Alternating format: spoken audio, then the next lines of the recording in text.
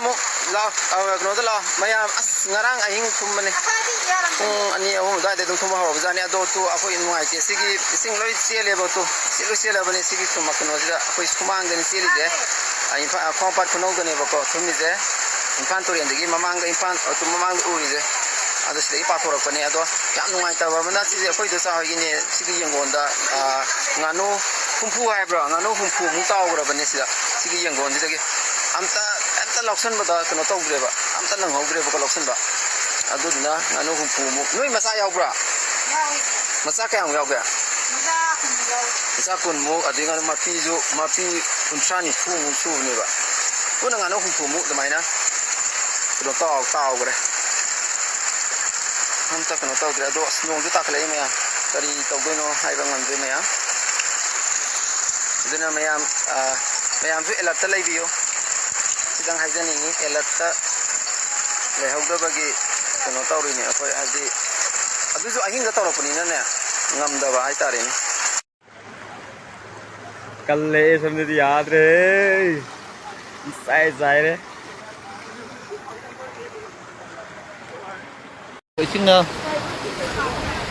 project bhadore kurai laiwang dagi sing pathore project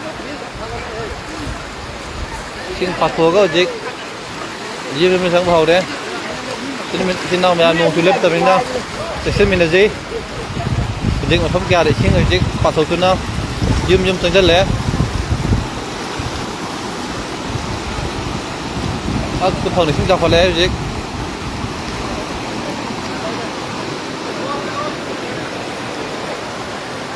sira ba chao jing na ma ting pang na ba kem sa biu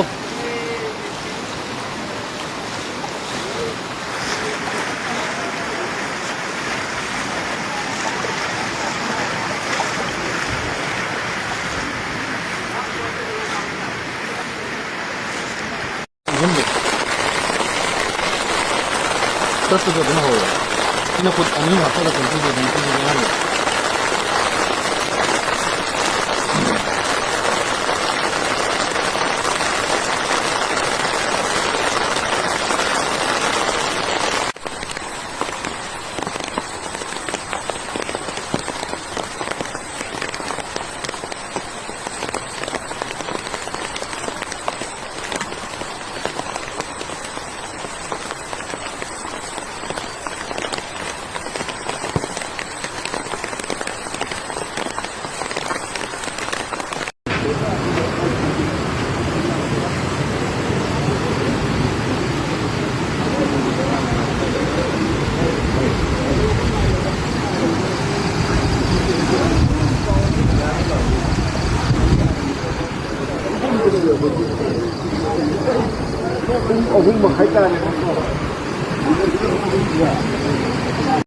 Osom lagi, lekai hai tare.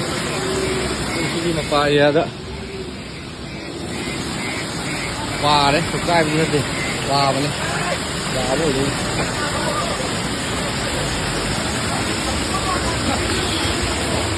Kau jadi hei,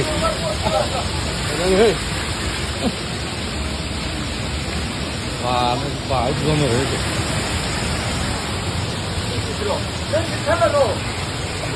Orang tapi dah no. Pasal amaru ko betul thong lo he. Pasal yang menung aja. Tapi dah no ba. Lui. Hiro to. Lo pasal lo thong ko debi ni. Pasal he water pun lo mal. Lo leba di kan men nei ko. Maka jan sut kan aku. Di mana men. Baik.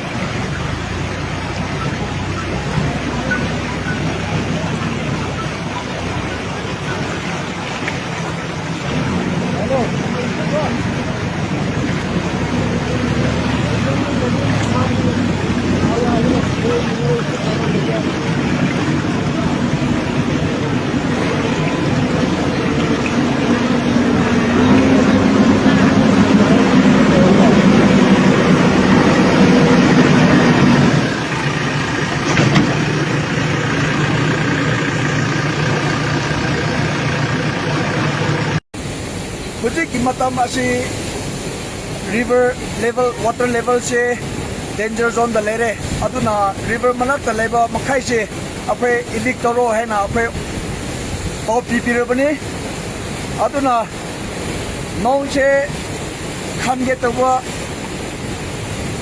udre aduna asupana continue tordi apre tulen manak ta leba mi se danger ni aduna apre se evict order piraga mukhai tham apre thoram tabangam tabige project district administration da apre na appeal to ni muse moi evict to jibami gi damakta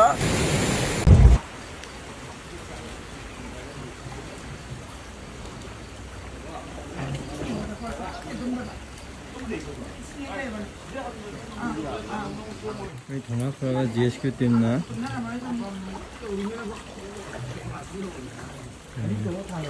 한당 그나 결국에는 정말 되게 날 해셔 이게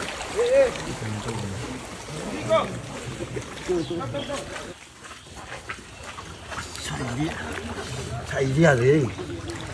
sai ha cút rồi cái GSQ tuyên nghệ xin là mà sao phải phao rồi nè thì xiên ngồi liền cái này 됐어. 나 không có thơm rồi tân gì.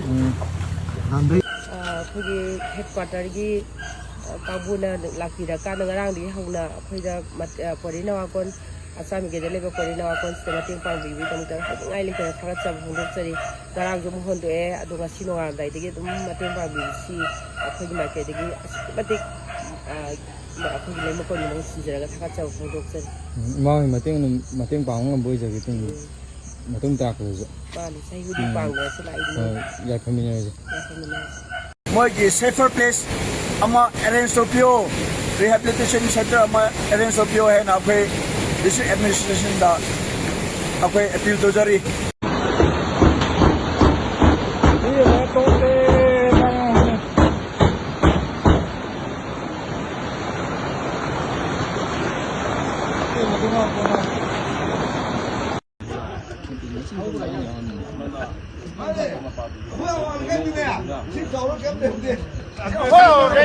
cái này là lại này mà còn tồn tại gì? Mà thì kiếm rồi.